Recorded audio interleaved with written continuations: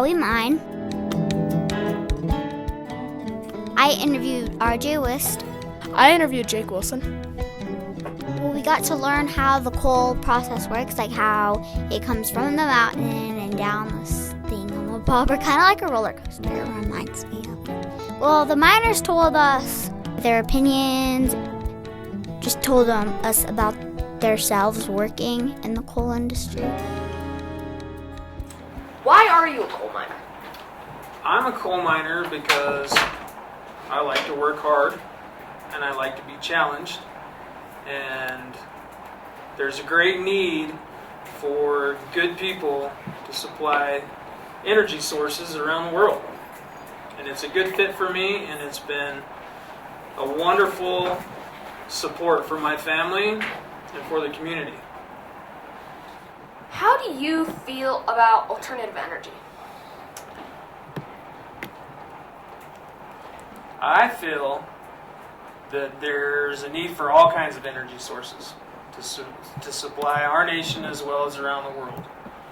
I personally feel like we've spent a lot of money on green energy that could have been used elsewhere for other energy products, as far as oil and gas, coal, as far as scrubbing power plants and those kind of things. I feel like we wasted billions of dollars on alternative energy. If there were no coal mines in the world, what has your dream job been? As far as a dream job, I started mining when I was 18 years old, and there's a few things that I wanted to do. I wanted to be a barbecue guy and a restaurant owner, and I did that for a few years, and I really enjoyed it. But really, I enjoy what I do. I'm challenged every day. It makes me think. It keeps me sharp. I get to help people. So I'm very happy with my career choice. I think it's a great industry. Some of the best people in the world work in mines. Very smart guys, very hard-working guys. It's very satisfying to me. So I'm happy being a coal miner. What made you want to work at the coal mine? Well, I'm a third-generation coal miner. I was born and raised around coal mining. My grandfather, coal miner, uncle, coal miner. My father is a coal miner, retired, and my older brother is a coal miner as well. So I think it's what you can say is it's born in me. It's in my blood. Cool. Do you feel that Obama is affecting the coal industry? I believe at this point in time, we are, as the coal mining industry is going through a rough time. I feel like I don't feel like that Obama is tearing us down. I just believe that President Obama is putting some tough stipulations on the power plants, where he is not trying to hurt us, but I think just trying to make a better, as far as the air pollution, just trying to make us a better place. But do you feel that the people in the North Fork Valley treat you well, people well? I believe so. Coal miners are a special breed. That's what I feel like. It's like my wife keeps telling me, you're a mole. I like to play in the ground. I believe that our North Fork Valley people in the county and North Fork Valley support us. We went to interview Todd Harding at Harding Ranch because he has a micro-hydro system to run his whole ranch. This man and his family totally live off the grid, which means you are not connected to the main or national electricity grid. Todd Harding showed us how his micro-hydro worked, which it pretty much comes from his creek. And it's kind of cool how just one little creek runs his whole ranch. He said that it took him a lot of years to build it because he built it himself, except he bought some of the materials. So Todd, how long have you lived here? Well, I have lived here about 30 years. My great-grandfather actually homesteaded the ranch we're on. My kids are the 5th generation to live here. They're 17 and 12 years old. And I hope that the ranch will be, another 5 generations. How did you think about using microhydro? Like, what made you think of it? Well, you can hear the water running behind us, Mm-hmm. so it wasn't really a stretch. When we started off, we had solar power, and it's okay, but it's very minuscule, very small amount. So I wanted something more. And if anything, it was going to cost about $250,000 for DMEA to bring power up here. That just was not an option for us. If there was power here, I would be hooked onto the grid. The coal that we have in the valley, if it makes electricity, that's just super. It's wonderful. Look how many people it employs here in the valley. The natural gas thing that's on the horizon, I think there's a catch to that. I'm a little leery of converting everything over to natural gas. I think I just don't trust everybody that's involved in that. I would lots rather see Paonia continue on like it is with the coal industry. And so this natural gas thing is going to have a very negative impact on Paonia. But the reason we have it is there's just nothing else. This was what we could afford. There's just nothing else. We started off with solar, went to wind and then water, and had the 3 of them at our other place.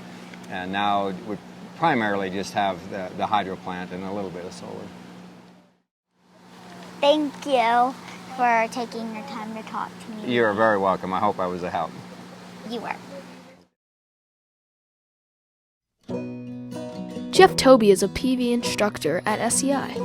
SEI is Solar Energy International is what it stands for, and it's where people come from all over the country.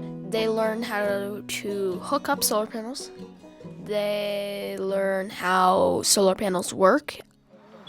Why is solar energy not a big part of the industry?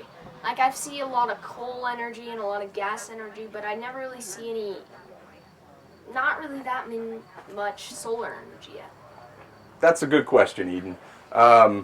I think there's a lot of different reasons for that, and we could start with, solar energy as compared to our traditional energy sources is relatively new. And typically, relatively new sources of energy or just new products in general are expensive when they first come out. Kind of like the first iPhone that comes out or the first iPad is really expensive, and then after we have them for a couple years, the price starts to come down. And over the last couple years, we've seen the price really start to come down, and solar energy is starting to become a bigger part of the market share here in the U.S. Right now, currently, we need all of our sources of energy as a nation, as a country. We can't just pick one out and isolate it and say, we're not going to use natural gas anymore because we don't like the drilling, or we're not going to use coal anymore because we don't like the emissions, or whatever that might be.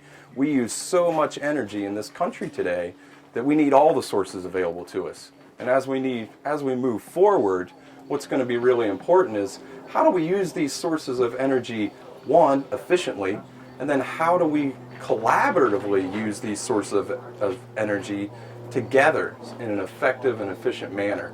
And what we're starting to see now all across the country, really from the utility scale side, is new equipment to integrate these technologies together so that we can use solar, which is a intermittent source of power. That's been one of the problems with solar energy, is that when clouds go over or at nighttime, that capacity is not available to us as a source of energy.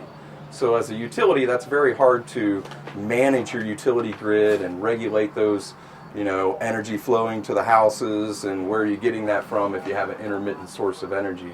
What we're starting to see today is new technology to be able to introduce battery or grid storage for these kind of intermittent renewable energy sources, so that we can more easily integrate them with our traditional infrastructure that we have in the country today. Why are you in the renewable energy business? And the reason that I joined the renewable energy industry, specifically solar energy, was because from the research that I had done, energy was going to be a big issue going into essentially the future and probably the rest of my life. that we as a country and as a world were always going to have challenges around energy, and it seemed to me at the time that solar energy was going to play a big part of that solution to our future energy needs. And I think we're starting to see that come to fruition today. Today we're starting to see solar energy actually compete down near the same price point of traditional energy sources like fossil fuel, coal, natural gas, those sorts of things. And we're seeing it be more widely adopted not only here in the US but around the world as well. The coal miners were all in generations. They called themselves fifth generation coal miners.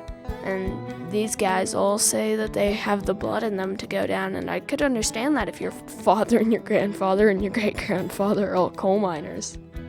I think the issue with energy is that there's so many different energy types and everyone's having a war on it. I don't really believe that there's a war on coal, but to a lot of the coal miners, they do say so.